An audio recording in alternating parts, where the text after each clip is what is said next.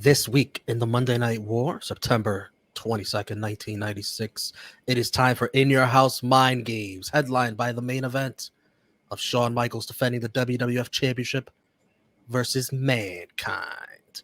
Sober Guy JJ, SP3, Romeo, this is Tru Rewind. This is Tru Rewind. This is Tru Rewind. This is Tru Rewind.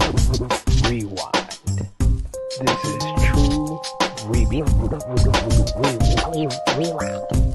This is Tru Rewind. This is Tru Rewind.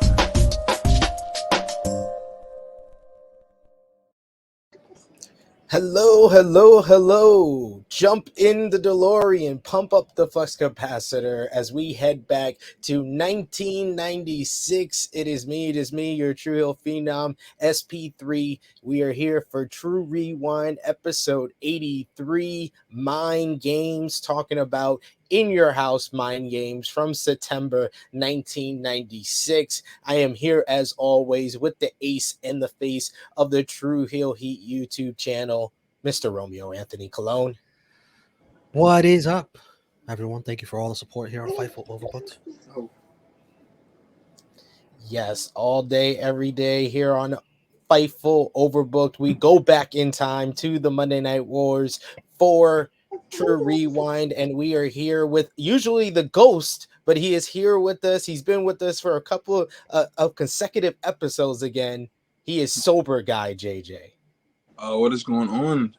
We're on Fightful, I was about to say, what's going on, Tru Heel Heat fans? But Tru Heel Heat, Fightful guys, it's good to be back. I could not miss this, seeing how the main event is one of my favorite matches of all time. You could have missed a lot of it, though. You could have. Oh no, I mean, yeah, unfortunately, but to talk about what we're here for, Mind Games. So let's go. Yes, remember to drop the thumbs up on this video. Share this video with all your wrestling fans, friends, and family on all your favorite social media platforms. If you are new to Fightful Overbooked, hit that subscribe button, hit the bell to stay notified for all the great content every single day over here on this YouTube channel and every week with Tru Rewind. So we're going back to September 1996. Shawn Michaels, your WWF champion, defending against Mankind. You got the Undertaker versus Goldust. But Romeo, you are the pilot, the driver of the DeLorean as we head back in time. Take it away. All right, In Your House Mind Games was in Philadelphia, Pennsylvania.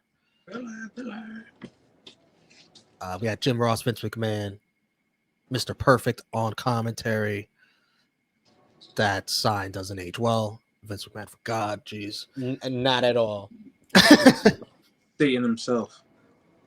And the opening contest was Justin Hawk Bradshaw versus Savio Vega in a Caribbean strap match. Certainly not the last time Bradshaw would have issues with a minority wrestler.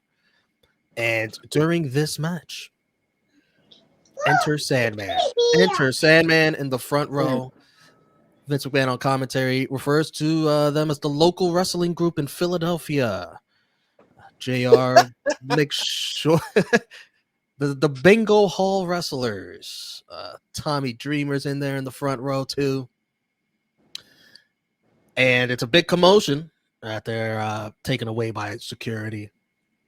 The rest of this match, Savio touches the turnbuckles behind Bradshaw and then gets slingshotted into the last one to win the match. Not bad. I feel like I've seen this finish before.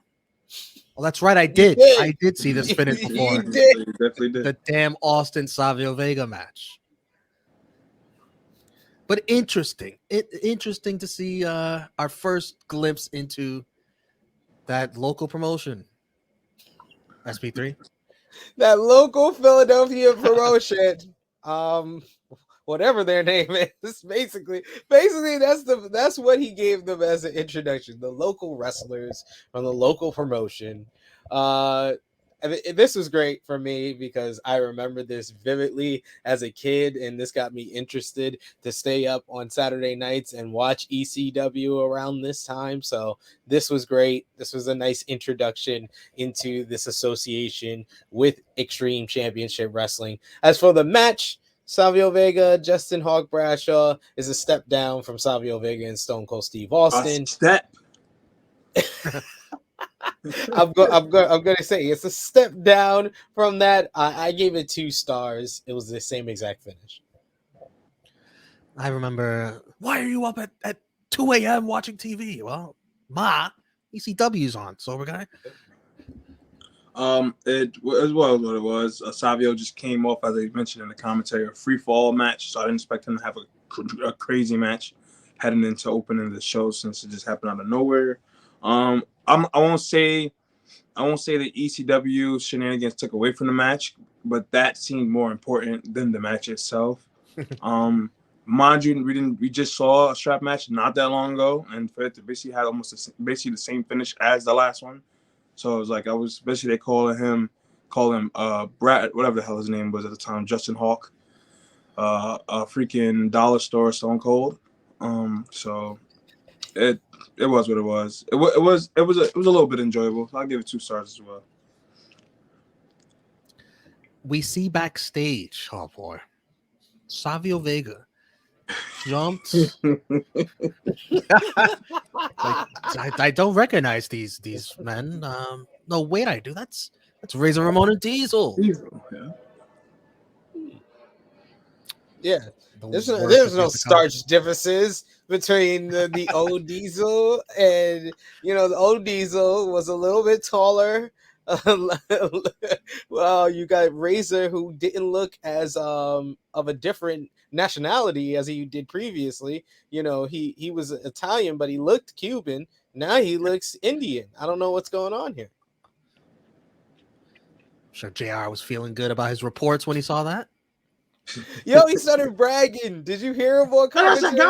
That's Razor and Diesel. I hate to say I told you so, but I told you so. Next up, we have the World Classic. We have Jose Lothario versus Jim Cornette. This was the most hilarious thing I've seen on this whole show. Was Jose Lothario coming out the sexy boy? That was funny. What is there to say about this match? Nothing. Literally nothing. Lothario wins with a punch. Imagine like 50 seconds. Squash. It's a damn shame Jose Lothario is in better shape than Jim Cornette, but it's not saying much, I guess. Anything else to add, SB3? Do you feel like Jim Cornette got his comeuppance? This was all worth it to have this right here, this little squash? No. All this time dedicated to the Jose Lothario, Jim Cornette feud. Yeah, this was totally worth it. Dud. This was a dud. I don't understand why this was even on this pay-per-view. Should have been on a TV show. Would have drawn a good rating on a TV show. But on pay-per-view, no, this is a dud. We see backstage Mark Merrill, Sable, Farouk, Sonny, Superstar line. Merrill and Farouk will meet on Raw tomorrow night to crown a new Intercontinental Champion. Then we get Brian Pillman in his I Don't Call 911 shirt. Shits on Philadelphia. Yeah, he was killing Philadelphia. Calls out Owen Hart. And Owen and Pillman both agree Bret Hart isn't here tonight because he's scared of Stone Cold Steve Austin, which leads to Stone Cold Steve Austin coming out to taunt Bret as well with just an iconic line. Do any of you want to repeat it? If you put the S in front of Hitman, that's exactly what I think of him. Vince McMahon was growing at his Austin's whole promo. He just kept saying whipping ass. This is still very much a PG product. So, man. Yeah. Vince was adamant on commentary that Bret wasn't scheduled tonight, so he's not ducking anything. But this was fun. This was fun seeing all three of those guys just talk shit. Yeah, Austin was in his bag here. He knew he had to come out and knock this one out of the park to really kind of confirm that he's going to get this feud with Brett, because they could have gone into the direction of going back to the Owen feud or even feuding him with Brian Pillman, especially if they thought Brian Pillman was on borrowed time. They could have got one good, real quality program with him and Bret Hart, but they positioned Austin as the guy that was next up to verse Bret the Hitman Hart, and he totally rocked this promo. And it was cool, if you knew at the time, to see the Hollywood Blondes together on screen. Absolutely. And remember, that chain that Stone Cold wore basically the rest of his career, that was given to him by Brian Pillman. Yes. We got footage of Mark Henry going out to visit the city of Philadelphia prior to the pay-per-view. I don't know. Just trying to make him look like a guy that could tour around and a man of the people. I don't know. He's playing with horses. We'll get into Mark Henry's match, but first, we see Jim Cornette dying backstage, and Clarence Mason letting him know he could sue. He could sue. It's time for the Tag Team Championship match: Bulldog and Owen versus the Smoking Guns. They make sure to show you that Billy Gunn is really, really getting closer and closer to Sonny. And Bart Gunn does not really appreciate it. He needs Billy to be a lot more focused. Doesn't seem like they're getting along. So here in 96, Billy Gunn can't get along with his brother. And all the way fast forward 2022, Billy Gunn can't get along with his sons. What's wrong with Billy Gunn? Billy Gunn seems the common denominator right here. I don't know. I think there's a problem in the Gunn family. I mean, this is going on generations. Well, these brothers can't get along. Billy can't get along with his sons. His sons didn't really get along sometimes before that. Like, yeah, they got to get it together in the Gunn family. Austin and Colton should have hit up Uncle Bart. Oh, God, got him. Yeah, it really knocked them out. Oh, jeez. Too soon. Still too soon. Jiminy Crickets. What are we talking about here? It's 25 years. Come on. Sonny's poster that she usually unveils before the matches. Vandalized. They drew a beard, glasses, ugly hair to Bulldog and Owen. All my love. Sonny needs to be consoled very closely and tightly. And Sonny was not pleased. During this match, Clarence Mason joins, replacing Jim Cornette. By the way, heel versus heel matchup, but the crowd was behind Owen and Bulldog here in Philly. Yeah, and the champs get Davey Boy with the Sidewinder, but Owen sneaks in to break the resulting pin attempt. Billy continues to be distracted by Sonny on the outside, his own doing. And when Bart is thrown into the corner, Billy shoves him, and it allows Davey to power slam Bart for the 3 and a noticeable pop from the crowd. And new tag team champions, Owen, Hart, and Bulldog. Afterwards, Sonny, of course, throws a fit, yelling at the Smoking Guns, saying they're fired. This is the end of them. And Sonny tells Billy to kiss her ass as Billy chases her into your house. What you think about all this, SB3? I think that WWE made a good move of positioning Owen and Bulldog as the baby faces in this match, because we have been through the years where WWE didn't listen to the crowd or didn't anticipate a smart crowd, but this was a smart crowd, as we would find out later in the main event with your babyface champion. This was a smart crowd, and they appreciate the work of Bulldog and Owen, and that's why they became the baby faces in this match. And Smoking Guns embraced that role of the heels here, and Sonny played her role well to be annoying on the outside, so it worked. Where I thought it was an okay match, it could have been better, It was okay for what it was. I gave it 2.5 stars, but Owen and Bulldog is a great choice to be the tag team champions.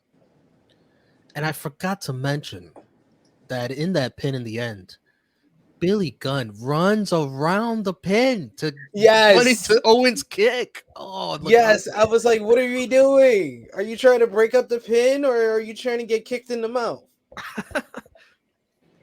Your thoughts, JJ? I'm just gonna say it from watching the so far for '96. The Smoking Guns were awful in 1996. They did not. I can't think of any good match I've seen so far from them, and it's crazy because you see the team of Billy and Bart. All right, they can't even have good matches with fucking guys like Owen, Hart, and Bulldog. Yeah. And Billy goes on to be one of the best tag team wrestlers of all time. Exactly. So it's kind of weird, but yeah, match what it was. 2 1/4. Like you already mentioned that dumb ass spot. Like, why the hell would you go around when you're? It looked bad. 2 1/4. Right people won, Owen and Bulldog. It's crazy that the crowd was going nuts for them, seeing how Owen already had that promo, basically shitting on his brother. Yeah. I was like, wow, this is outstanding. So sober guys, saying what you just said about the Smoking Guns. If you're Vince McMahon, are you saying to yourself, you know what? Let's break them up. Billy Gunn, that's gonna be my star. I'm gonna do a singles run for Billy Gunn. Well, you can tell even at that time that who was the better one, who had the more charisma, who could actually go more in the ring. That was definitely Billy. Like Bart was so stiff and Sure. he was mid. He was super mid. So obviously Vince made the right decision. We didn't get unfortunately Billy Gunn's single run, as we will go down and see down in the DeLorean, was never successful. But being with a tag team, sometimes things happen, Yeah, they're both gonna go down here a pretty bad path for a while, huh? Yeah. This is 96. Billy doesn't have that far. Bart does. Rockabilly's coming. Yeah. Bart Bart is him and Honky Tonk Man, yes. Bart goes down literally. Dang, we are killing Bart. Bart Gunn, if you're watching this, please thumbs up this video. We're sorry. He's probably blocked. We'll have you on. We're probably blocked. Yeah, we are definitely. We'll have you on when we revisit Brawl for All. Backstage, Kevin Kelly is in the boiler room with Mankind and Paul Bear, and this is the quarterback handing the ball to the running back, SP3, so he could punch this in. This promo. So Kevin Kelly asks Paul Bearer, what about this night as Mankind's going to get a shot at the World Wrestling Federation Championship? And Paul Bearer says, oh, you hit the nail right on the head. Right here tonight. My Mankind will be the new World Wrestling Federation champion. And you know what's so funny about that? The creatures of the night. It was your fault that I did what I did to the Undertaker. And Shawn Michaels, your clique. It's your fault that Mankind is going to beat Shawn Michaels right here tonight. Oh, yes. And then Mankind says, they ask Mankind, what is he expecting for tonight? And he says, 2 things, misery and destiny. You see, I live to make Shawn Michaels miserable. I live to make his clique feel the pain that I've known my whole life. You see, Uncle Paul has told me that it's my destiny to hear Shawn Michaels goggle screams.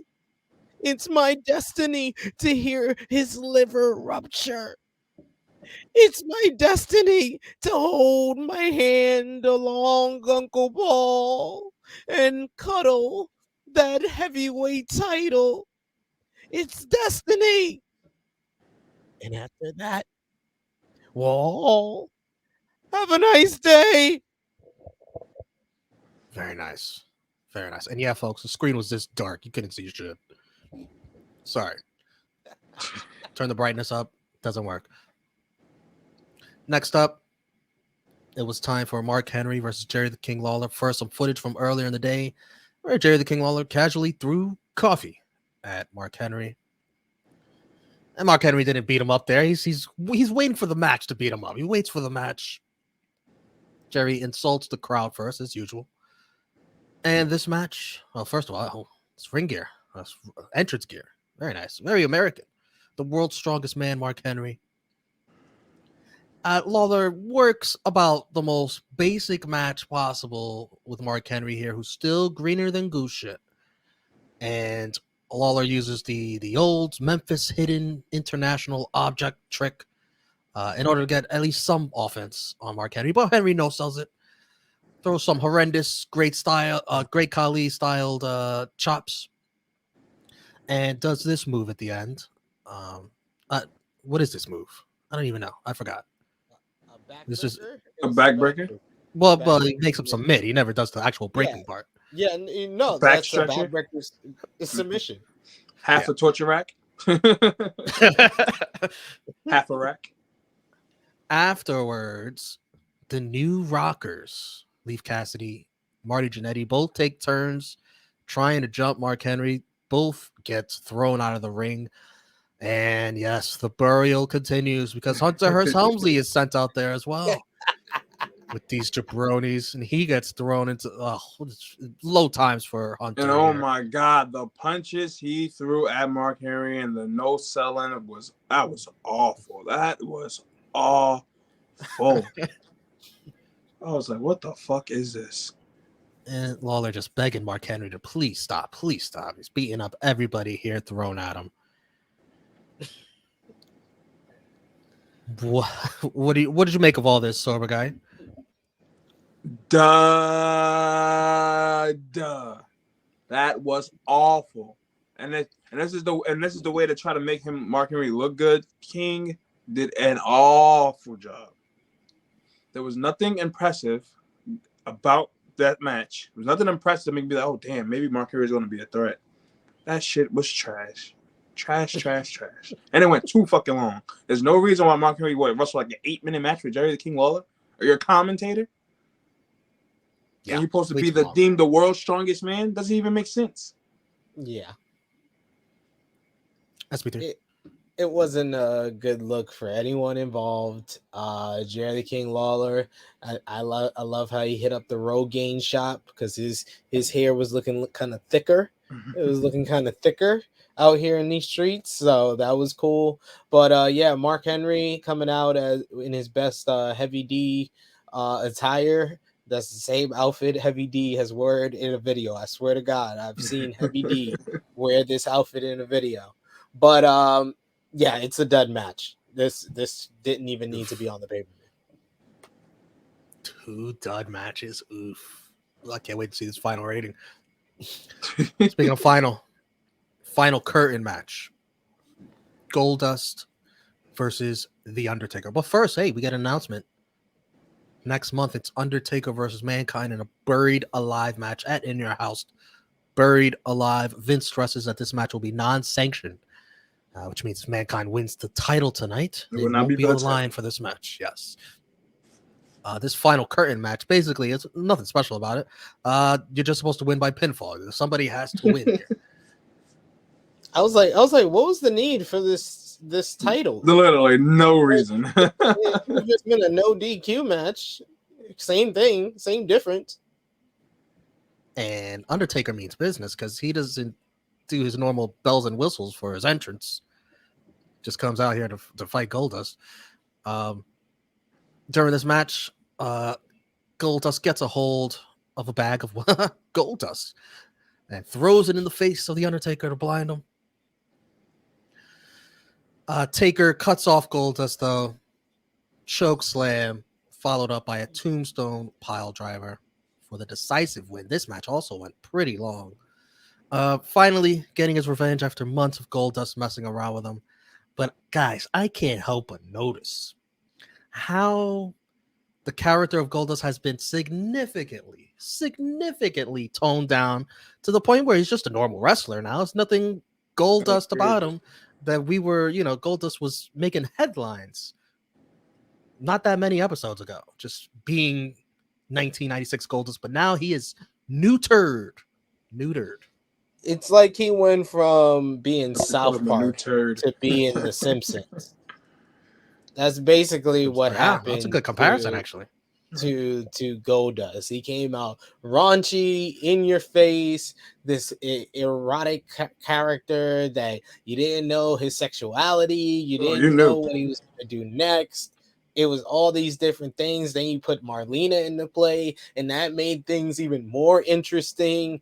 The whole, the Intercontinental Championship was built around him.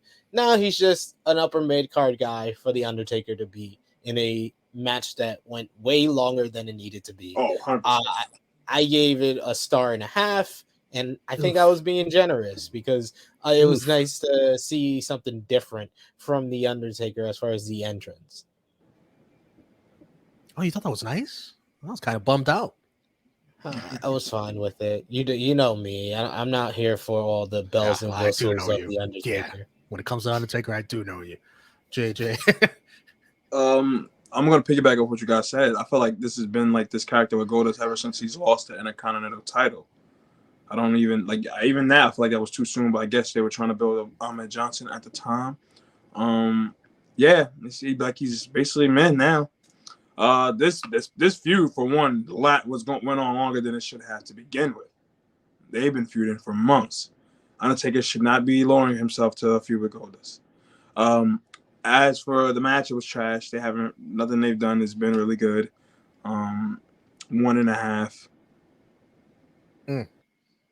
Backstage, Kevin Kelly is with Shawn Michaels. Shawn says he's nervous because he's wrestling the wackiest cat in the WWF. But Shawn makes sure to remind all of us that he can be a little cuckoo sometimes too. So, shocker. Should serve him well, as some people backstage might tell you.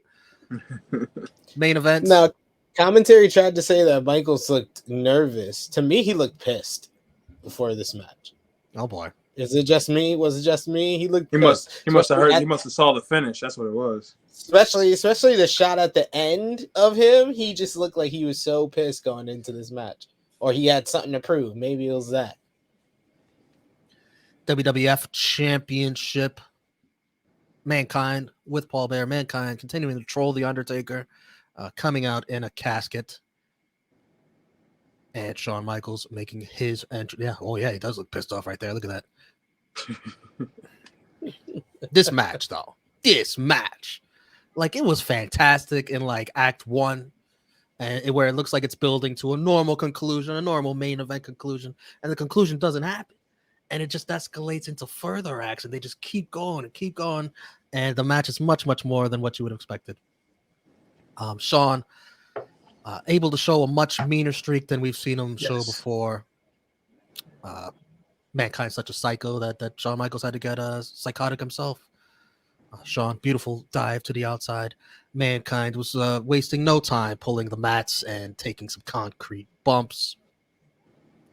All the offense was pretty gritty between these two. One of the more gruesome moments came when Shawn was working over Mankind's leg for a bit, and Mankind just, he starts stabbing his leg with something. I don't know what it was. Pen. Yeah, with a pen. Yeah. The psycho.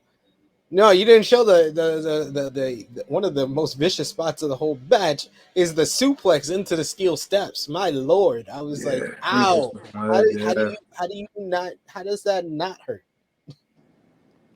Yeah, Mankind was taking a bunch of bumps onto the steel steps as usual. Just several, I think 3 times. And then also Mankind does a spot where he gets caught up into the ropes, almost decapitated. Look at this shot. Oh my God. He looks like freaking Leatherface right there, man. Yeah. Mankind still able to get the mandible claw with his head tied up in the ropes. Then what's that? What's this? Oh, this is the announce table spot. Yeah, the announce table spot. Well, that's later on. But this was earlier. Hugo Savinovich. Like, Look like you he's know, dancing his way you're down. like he cranking that Soldier Boy. Great Eventually, Shawn is able to remove the covering on Mankind's hand for the mandible claw. He starts attacking the hand. Shawn is thrown into the casket, and then we get the spots on the top rope. They're both on the top rope, and they just fall through the table at ringside. Beautifully done. Yes. Vince McMahon is talking to Shawn Michaels. We're starting to see more and more hints that he's more than just a damn commentator. Yeah. The finish of this match is... He's either telling him go home or I'm changing the finish. You're going to a DQ. Tell Vader. He's really talking to the referee when he's trying to act like he's checking on Shawn. He's like, go tell Vader to come on. Get him out of there now. The big downside of this match, of course, is the finish. Mm-hmm. The part one of the finish I thought was awesome. Shawn Michaels using a chair to jump and super kick another chair into Mankind's face. I thought if it would have just ended with a pin right here, it would have been incredible. 5 stars if it would have ended with yes, like end it, but no. Instead, Vader comes out. He ruins another main event. Shawn, not happy with him as it is. Right. Vader, lame DQ. Sid comes out, throws one of the worst punches I've ever seen in my life. Just look at this thing. Look at this thing. Look at this Ford. Even Vader's not impressed. Look at his pose, the way he's standing there waiting for it. He's like, let me put my pants up before this comes. Man. Mankind does get a mandible claw on Shawn Michaels. It looks like they want to throw Shawn Michaels into the casket, but the Undertaker and Paul Bear, look at his face. Taker chases after both men as we are on our way to Buried Alive. Post-match, Shawn Michaels is able to recover from the mandible claw, do a little dancing, do a little showboating. Shows everyone his new tattoo on his ass cheeks. The poor young boys at ringside, they probably weren't expecting that. They probably didn't want to see that. And a girl just makes her move, goes for it, kissing Shawn Michaels. Hope she was of age. Probably not. JJ, your thoughts? This is one of my favorite matches of all time. I fucking love this match. I can't tell you how many times I've watched this match.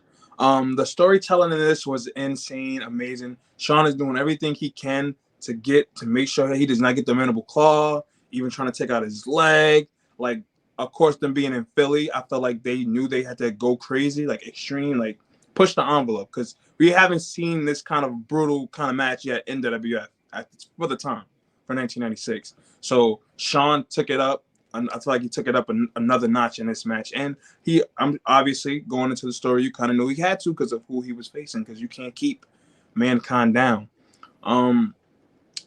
The finish was what it was. Obviously, it hurt the match, but I also understood, obviously, Shawn can't lose. And if you have, at this time, you have Mankind, basically, you already showed that Mankind is main eventing your next pay-per-view. So how does that look if he took a loss as well? They could have definitely had Taker cost him the match if they were going to go that route. Like Vader coming out, that was stupid. It made no sense to do it, to go with the tie into him facing Psycho Sid the next show. It's not. That was unnecessary. I felt Put like him in the title scene. Yeah, since it looked like he was done after SummerSlam. Right, exactly. Like it just that I wasn't feeling that part. The Undertaker thing I understood, but that could have been the finish. Undertaker scares the shit out of Mankind. Oh, we open the casket, sweet chin music, end the match. But 4 3/4 stars. Definitely would have been a 5-star match if it was not for that damn. Like literally, the only thing was that damn finish. That was it. SB3. One of the greatest in your house matches of all time, Shawn Michaels versus Mankind. This is the match that really put Mankind on the map in WWF because he already showed he can have a quality upper mid card to main event type of feud with the Undertaker at this point, but he needed to show that he could deliver in the main event. This was his first pay-per-view main event against Shawn Michaels, the top guy in the industry, and he brought out something new from Shawn Michaels. This was at a time where you heard the crowd when he first came out. Yeah, he got his usual, cheers and applause, but there were the older males who were giving him some boos because he wasn't that guy well liked at this time from that type of fan base, and that would grow more and show at Survivor Series in Madison Square Garden. But this was on the East Coast, in Philly. They had Mankind, aka Cactus Jack, aka Mick Foley, who could bring out that hardcore, crazy, brawling style of Shawn Michaels, and he brought it here. I thought this match was tremendous. 4 3/4 stars, like Sober Guy said. Just one, if they would have came up with a better finish, even the one Hugh said with the Undertaker popping out the casket, and if you want to protect both guys, you don't want to finish, I rather it just be the Undertaker come out and Mankind wins by DQ, so then Mankind still is due a shot at the WWF Championship. If you're going to go the route of DQing somebody, I don't understand the whole point of having Shawn be the guy who gets the win in the DQ. There was no reason to put Vader there. Should have just been the Undertaker. Would have had a rifle wheezing, and you would have teased the Shawn Michaels Undertaker feud that would come the following year. So there's literally a bunch the of next stuff. in your house, in your house the following year, September. Exactly. So this on a couple of different levels, this was a messed up finish. So 4 3/4 stars. I give it in more than when I put it in my notes, I put 4.5 because I'm so pissed off by the finish. But I'll say 4 3/4. JJ, all the times you watch this back, do you stop it right before Vader comes out? No, I'll let it play through. Match of the night. There's no debate. Unanimous. Freaking close. MVP, And this is what I hate. We get a gem like that on this shitty ass show. Yeah, like, this is crazy.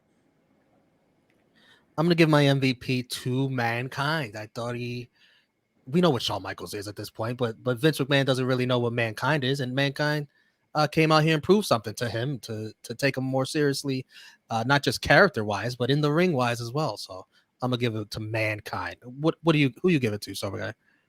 Oh, definitely Mankind. This was his. Even though he's in a feud with basically one of the top baby faces at the time, Undertaker, this was his coming out party for sure. He got put in that main event spot, and he more than delivered. They fucking hit a grand slam, knocked it out the park multiple times. The bases were loaded. It was great. SP. Gotta show love to the Undertaker. He won his match. He was involved in the main event. Gotta show love to, Shawn Michaels, because although we know who Shawn Michaels is, he delivers great main events, and he has delivered great main events at the Volume in 1996. This was a different side of him. He needed to show have a different type of matchup than what we seen with him versus Bulldog, or even him versus Diesel, which was a no disqualification, no holds barred match. This showed more of a hardcore style of HBK than even that match there. So love this match in so many different ways, but yeah, the MVP is definitely Mankind. LVP, I've got a couple. Jim Cornette, for sure, and Billy Gunn, who I'm not going to give it to both of Smoking Guns. So Bart Gunn had a shitty partner on this night. Who's your LVP, JJ? Whoever booked that finish to the title match, definitely Jim Cornette, and I'm going to give it to both Smoking Guns. As a collective, they're putting on shitty tag matches, so they both get the brunt of it. Damn. I give it to LVP to Triple H, the New Rockers, and the Smoking Guns. Damn. LVP's galore.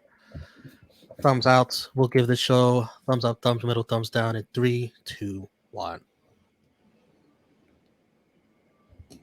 Unanimous thumbs I down. can't believe we're really a show that has almost a 5-star match. We have, Yes. we. That's how bad the rest of the show That's was, how folks. bad the show was. I wanted You to go heard thumbs 2 in the middle. duds. I wanted to go thumbs in the middle, Yes, but I did the math. I would love I did the to, math. but- Even if the main event is a 10 out of 10, when you have 2 0 out of 10, it's tough to be anything other than a thumbs down. Yeah, on a scale of 0 to 10, I think I'm even being generous with this score, but I'll give it a 3.4. I don't know. I don't know. What do you say, JJ? You got a number? 3. I was gonna give it a 3 based only because of the main event. No match went above for me 2 stars. Yeah, It sound like it. Event, 2.5, maybe 2.5 for the tag match, but even that's still a low rating So outside of the main event, nothing got above a 2.5. So I have to definitely a 3. Definitely. I go 4 out of 10 because the main event was that good. I'll go 4 out of 10. Always the more generous of us. Pay-per-view buys. For reference, SummerSlam did 157K, but that's SummerSlam. Yeah. The Last in Your House International Incident did 90K. What do you think Mind Games did, SP3? I'll say 95K. You said International Incident did what? 90K? 90. Kids are back in school. Times are very much different. Look at this analysis. Look at this breakdown. No, look at this guy. I'm just thinking, like, I know me personally. He wants to win what, this. Unforgiven? What? My mom, when I had to go back to school on pay-per-view in September, there was no way. My ass got to get up early in the morning now. I'm just thinking. That's what I'm just thinking of that aspect. But probably I'll say 93. Wow, he went 2 under you, and he should have went 2 over because SP3 is closer. It was This 97. is gonna shock you. It's 120K. Whoa. Wow. So I guess Mankind sells. Bang, bang. Bang bang. Oh, and no words What's from up? Uncle Dave? Really nothing of Oh, note yeah. to add from Dave Meltzer and Wrestling Observer newsletter for this one. He must have enjoyed that main event too much that he didn't want to shit on us. Exactly. Dave was like, But he's gonna have stuff to say for the next Raw and Nitro we cover. Believe that. For sure. We will get to that. Let us know in the live chat if you're watching us on the premiere, or in the comments down below if you're watching on demand, what you thought about In Your House Mind Games, what you think about that main event, Shawn Michaels versus Mankind, MVP, match of the night, LVP. Let us know in the comments down below. Sober Guy, let the people know where they can find you. You can follow your boy on Instagram, Hacksaw_J Duggan. Twitter, where's my Twitter? Oh, Sober Guy JJ. Facebook, my name is my name. We're not gonna get into that. The gang is everywhere: YouTube, Facebook, Patreon, Twitch, Pro Wrestling Tees, Pornhub Brazzers, Black Planet, Christian Mingle. I don't really know what websites was popping back in the 90s. I got to do my research for me to come up with some cool names. AOL, yes, AOL, Tru Heel Heat 69. We are there as well. AIM, yes, AIM, we're there as well.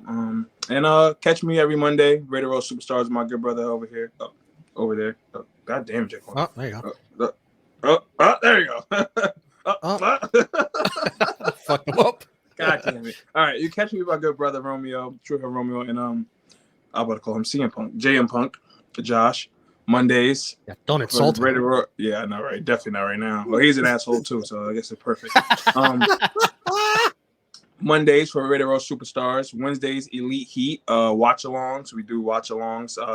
Damn near, I feel like every day. Pay-per-views. I don't know what pay-per-views coming up anytime soon, so can't think of anything right now. Whatever. And yeah, True Rewind. I could use a pay-per-view break. That too, man. That was a crazy Labor Day weekend.